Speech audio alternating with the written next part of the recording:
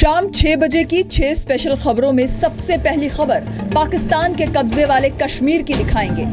PoK में चुनाव के नतीजे आने के बाद से हिंसा शुरू हो गई है। स्थानीय लोग नवाज शरीफ के खिलाफ सड़कों पर उतर आए हैं। दूसरी खबर चीन की घुसपैठ से जुड़ी है।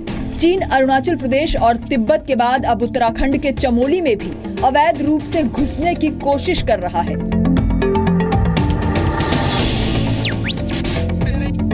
शाम 6 बजे की तीसरी खबर बाढ़ से आई तबाही की है। बाढ़ से देश के कई राज्य परेशान हैं, लेकिन बिहार में कोसी नदी ने सबसे ज्यादा तबाही मचाई हुई है। लोग सुरक्षित जगहों की ओर पलायन करने को मजबूर हैं। चौथी खबर यूपी के गोरखपुर के एक गांव में तेंदुए के खौफ की है। मंगलवार को गांव में एक तेंदुआ घुसा। कभी गांव वाले तेंदुए के पीछे दौड़ते तो कभी तेंदुआ गांव वालों के पीछे भागता। करीब 12 घंटे तक खौफ का ये खेल चलता रहा। पांचवी खबर एमपी के ग्वालियर की दिखाएंगे। एक स्कूल बस के ड्राइवर की लापरवाही से स्कूटर पर सवार एक बुजुर्ग दंपत्ति अस्पताल में जिंदगी और मौत की लड़ाई लड़ रहे हैं। शाम 6 बजे की आखिरी खबर भिंड के एक किसान की दिखाएंगे।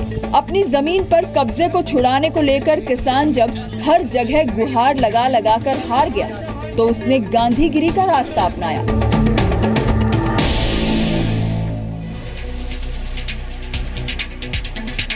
नमस्कार, आपके साथ मैं हूं अदिति त्यागी। पीओके यानी पाकिस्तान के कब्जे वाला कश्मीर। 21 जुलाई को पीओके में चुनाव के नतीजे आए। चुनाव में नवाज शरीफ की पार्टी को बम्पर जीत हासिल हुई, लेकिन इस जीत के लिए नवाज शरीफ पर लोगों के कत्लेआम का आरोप लग रहा है। यह आरोप कोई और नहीं, पीओके में रहने वाले लोग लगा रहे हैं। खून के बदले खून की मांग हो रही है। नवाज के खिलाफ पूरे पीओके में हिंसक प्रदर्शन हो रहे हैं। खून का हम हिसाब लेंगे।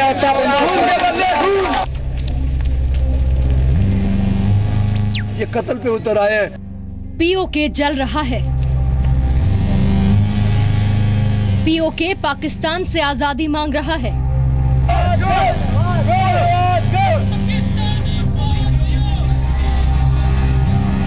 पीओके यानी पाकिस्तान के कब्जे वाला कश्मीर फिर सुलग उठा है।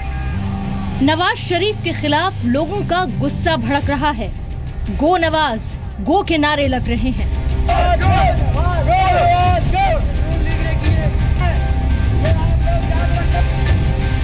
21 जुलाई को पीओके में आम चुनाव हुए थे। नवाज की पार्टी को 41 में 31 सीटों पर जीत मिली। शरीफ पर हिंसा और चुनाव में धांधली का आरोप है। स्थानीय लोगों का आरोप है कि नवाज शरीफ और पाकिस्तान पीपल्स पार्टी ने चुनाव में अपने विरोधियों की हत्याएं करवाई हैं। नवाज लीग और पीपल्स पार्टी बौखलाई हुई है। ये प्रोपेगेंडा पे उतर आए हैं, ये कत्ल पे उतर आए हैं। लोगों का आरोप है कि चुनाव के दौरान पीओके में पाकिस्तानी सेना ने कई लोगों को जबरन पकड़ा था। 21 जुलाई को मीरपुर में 3 और 25 जुलाई को मुजफ्फराबाद से 2 शव मिले। ये सभी शव गोलियों से छलनी थे। लोगों का आरोप है कि चुनावों में धांधली की गई और जिन लोगों ने आवाज उठाई उनको मार दिया गया। जिन लोगों ने अभी कर दिया है उसका हिसाब लेंगे। खून का हम हिसाब लेंगे। खून के बदले खून, खून के बदले खून होगा। खून के बदले खून, याद रखें। लोग खून के बदले खून की मांग कर रहे हैं। पाकिस्तान से आजादी की मांग कर रहे हैं। आजाद कश्मीर के चुनाव आयोग से चुनाव नतीजे रद्द कर निष्पक्ष चुनाव की मांग कर रहे हैं। पाकिस्तान के कब्जे वाला कश्मीर गुस्से की आग में जल रहा है, लेकिन पाकिस्तान के प्रधानमंत्री नवाज शरीफ को ये सब नहीं दिख रहा है। जनता सड़कों पर प्रदर्शन कर रही है। मनीष शुक्ला के साथ ब्यूरो रिपोर्ट, जी मीडिया। पाकिस्तान की खूनी पार्टी के बाद अब बात चाइना की नापाक साजिश की। चाइना की सेना घुसपैठ के नए रास्ते तलाश रही है। उत्तराखंड के चमोली में पिछले 8 दिन में चाइना की सेना 2 बार अवैध रूप से घुसने की कोशिश कर चुकी है। चाइना की सेना की अवैध घुसपैठ का भारत ने करारा जवाब दिया है। आपको बता दें, हर कदम का मुंहतोड़ जवाब देने के लिए चमोली में आईटीबीपी पहुंची हुई है।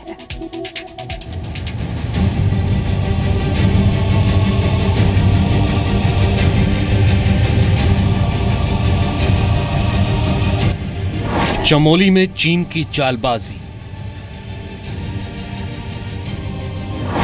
उत्तराखंड में चीन ने की घुसपैठ की कोशिश। चालबाज चीन अपनी नापाक चालबाजी से बाज नहीं आ रहा है। अरुणाचल में घुसपैठ पर मुंह की खाने के बाद चीन ने अपनी नापाक नजर चमोली पर डाली है। चीनी सैनिकों के घुसपैठ का पता उस वक्त चला जब एक भारतीय दल बाड़ाहोती इलाके में गया था। जैसे ही चीनी सैनिकों ने इस भारतीय दल को देखा, उन्हें वापस जाने का इशारा करने लगे। चमोली में ड्रैगन की एंट्री की खबर की पुष्टि उत्तराखंड के सीएम हरीश रावत ने भी की है। हमारा बॉर्डर अपेक्षाकृत शांत रहा है। हम प्रारंभ से ही कहते रहे कि यहाँ विजिलेंस आप बढ़ाइए करके। मैं समझता हूँ भारत सरकार जो आवश्यक कॉग्निजेंस लेनी है वो लेंगे और सूचना बिल्कुल सही है। हरीश रावत का कहना है कि 19 जुलाई को चमोली के राजस्व विभाग की टीम भूमि मापने गई थी। चीनी सैनिकों की गतिविधियां देखी। राजस्व विभाग की टीम को चीन के सैनिकों ने गो बैक कहकर भगा दिया। राजस्व विभाग ने राज्य सरकार को इसकी रिपोर्ट दी। रिपोर्ट के बाद आईटीबीपी के जवान भी बाराहोती पहुंच गए। कितना अंदर आया ये पूरा रिपोर्ट मंगवा के हम देखेंगे। अगर वो हमारा जो सीमा जिसको हम मानते कि हमारा सीमा के अंदर है, वहां आने का अगर कोई हुआ तो उसको इंट्रूजन मानते हैं। रिपोर्ट हम मंगवाएंगे। 25 जुलाई को चीन की वायुसेना के एक हेलीकॉप्टर ने भी घुसपैठ की कोशिश की थी।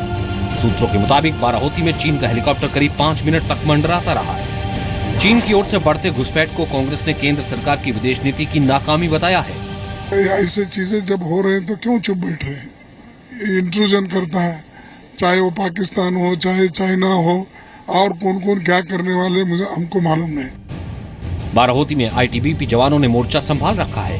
अभी ये सूचना नहीं मिल पाई है कि चीन के सैनिक अब भी बाराहोती सीमा पर हैं या फिर वापस चले गए हैं।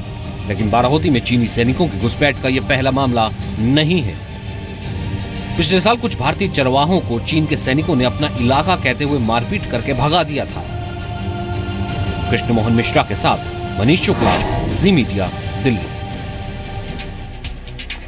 खबर नेपाल से। नेपाल की तराई में हो रही भारी बारिश का खामियाजा बिहार को भी भुगतना पड़ रहा है, क्योंकि सटा हुआ एकदम। और सीमावर्ती जिलों में बाढ़ ने जबरदस्त तबाही मचाई है। कोसी, महानंदा, भागमती, बखरा, कंकई, परमार समेत सभी नदियां उफान पर बताई जा रही हैं।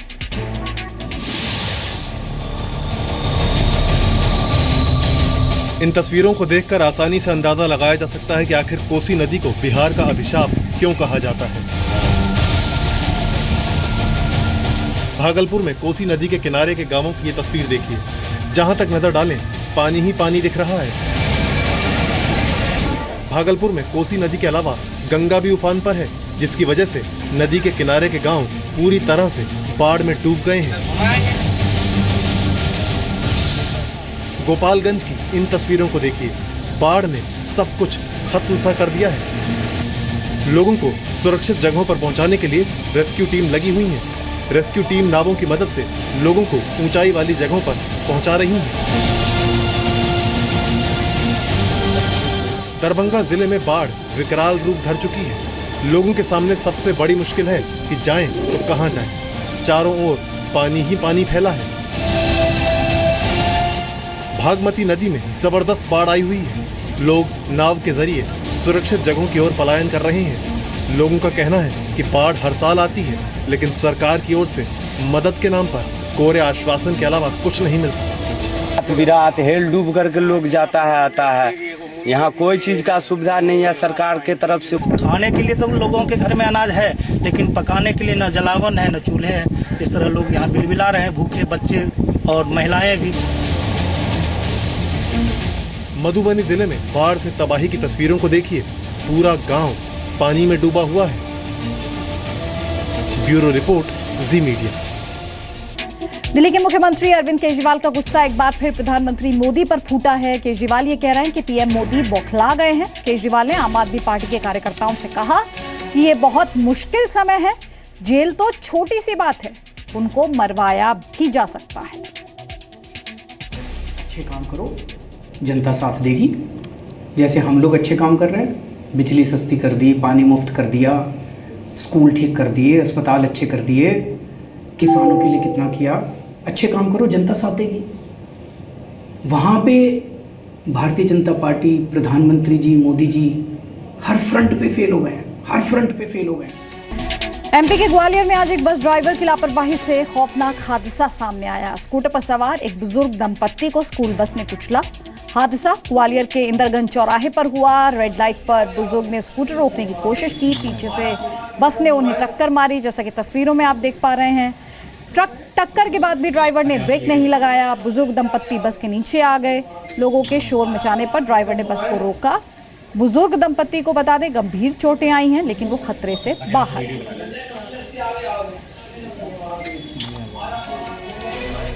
मध्य प्रदेश के भिंड में ही मंगलवार को जन सुनवाई के दौरान एक अनोखा नजारा देखने को मिला। अपनी जमीन पर कब्जा छुड़ाने की गुजारिश कर करके जब एक किसान हार गया तो उसने विरोध का अनोखा तरीका इख्तियार किया।